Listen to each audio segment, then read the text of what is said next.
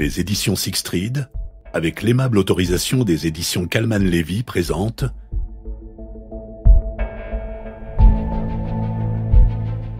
Mort en terre étrangère, de Donna Leone, interprété par Renaud Bertin.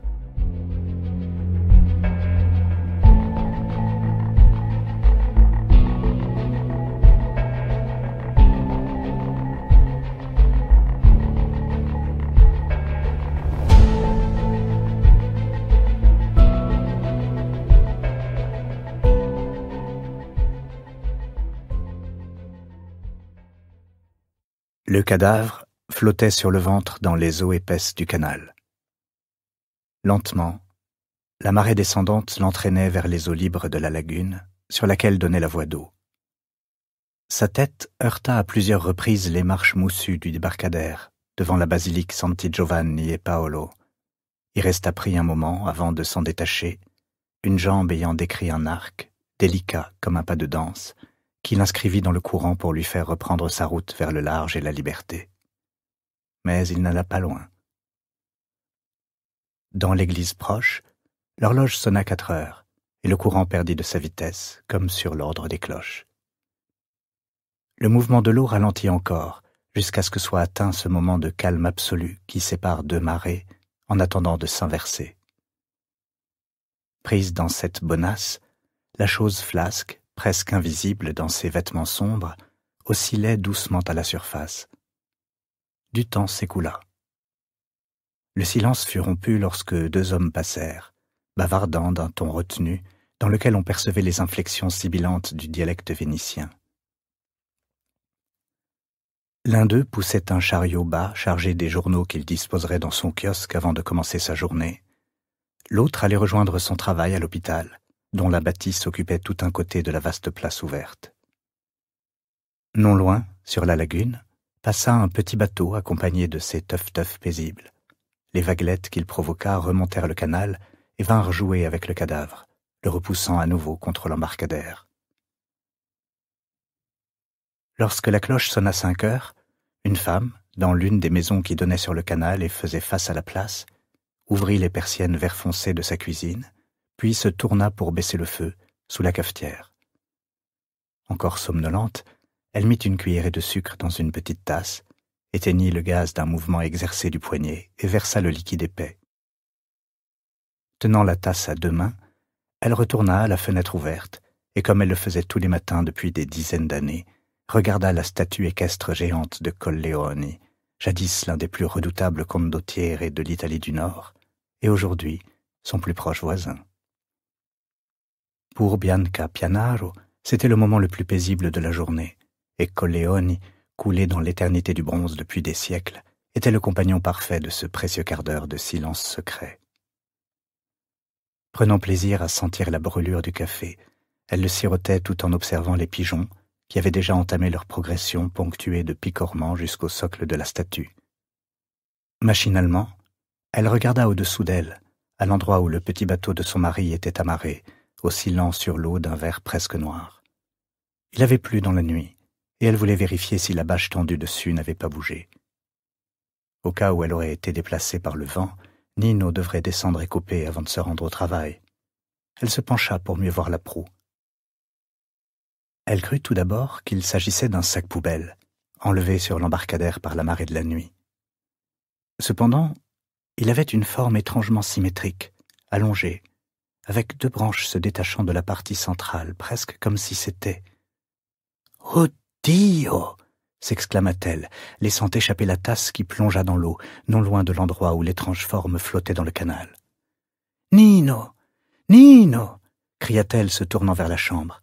« Il y a un cadavre dans le canal !» Ce même message, « Il y a un cadavre dans le canal », réveilla Guido Brunetti 20 minutes plus tard. Il se hissa sur l'avant-bras gauche, entraînant le téléphone avec lui. « Où ça ?»« À San Giovanni e Paolo, monsieur. Devant l'hôpital, » répondit le policier qui l'avait appelé dès que l'information était parvenue à la questure. « Qu'est-ce qui s'est passé ? Qui l'a trouvé ?» demanda alors Brunetti. Il sortit les jambes de dessous les couvertures et s'assit sur le bord du lit. « Je ne sais pas, monsieur. Un homme du nom de Pianaro nous a appelés pour nous avertir. » »« Mais pourquoi m'as-tu appelé moi ?» Le policier ne fit aucun effort pour cacher son irritation, conséquence directe de l'heure qu'il pouvait lire sur le réveil, à côté du lit, 5h31. « Et l'équipe de nuit, il n'y a personne ?»« Ils sont tous rentrés chez eux, monsieur. J'ai appelé Bozzetti, mais sa femme m'a dit qu'il n'était pas encore arrivé, » se justifia le policier d'une voix qui devenait de plus en plus incertaine. « Alors, je vous ai appelé puisque c'est vous qui êtes de service aujourd'hui. » Service qui commençait, se rappela Brunetti, dans 2h30. Mais il ne dit rien. « Vous êtes toujours en ligne, monsieur ?»« Oui. Il est 5h30. »« Je sais, monsieur, mais je n'ai pu trouver personne d'autre, » bêla le jeune flic. « Très bien, très bien. Je vais aller voir ça.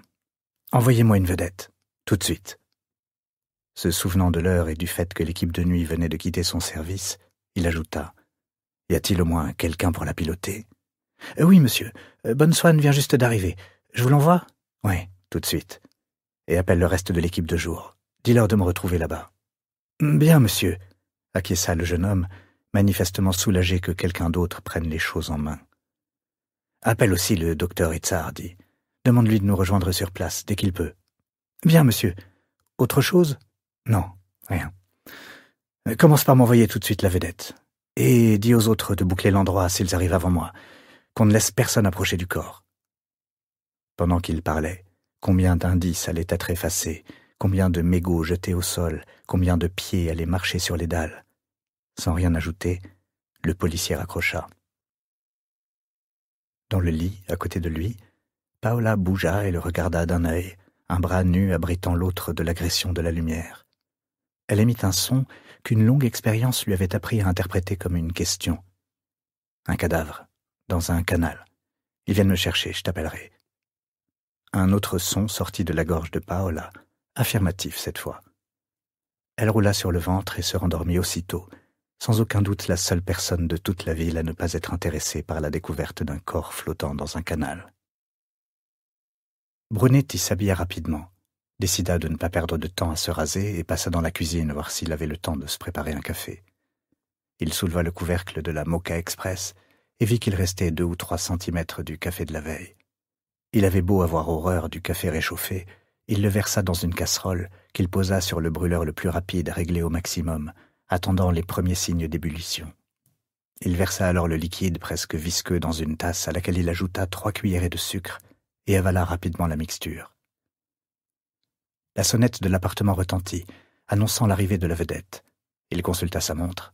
5h52. Ce ne pouvait être que Bonneswan. Personne d'autre n'aurait pu faire aussi vite. Il prit au passage une veste en laine dans le placard de l'entrée. Les matinées de septembre pouvaient être fraîches, et il y avait souvent du vent du côté de Santi Giovanni et Paolo, tout près des eaux libres de la lagune. Il descendit les 5 volets de marche, ouvrit la porte de l'immeuble et se trouva en face de Puccetti, jeune recrue qui n'était dans la police que depuis 5 mois. « Buongiorno, monsieur le commissaire !» lança Puccetti avec vivacité et saluant avec vigueur, plus bruyant et agité qu'il ne convenait à une heure pareille. Brunetti lui répondit d'un geste vague et s'engagea dans l'étroite ruelle. Une fois au bord de l'eau, il vit la vedette de la police amarrée à l'embarcadère, son gyrophare bleu tournant régulièrement. À la barre, il reconnut Bonneswan, un policier qui avait dans ses veines le sang d'innombrables générations de pêcheurs de Burano, un sang qui devait avoir fini par se mêler aux eaux de la lagune. Son instinct des marais et des courants lui permettait presque de circuler les yeux fermés dans les canaux de la ville. Trapu, la barbe buissonnante, Bonneswan accueillit Brunetti d'un signe de tête qui était tout autant un salut qu'une manière de souligner l'heure matinale. Puccetti sauta sur le pont et rejoignit 2 autres policiers en uniforme. L'un d'eux libéra l'amarre de son pieu et Bonneswan fit une marche arrière rapide jusque dans le grand canal, où après un virage serré, il fonça dans la direction du pont du Rialto. Ils passèrent sous son arche et s'engagèrent dans un canal à sens unique sur la droite.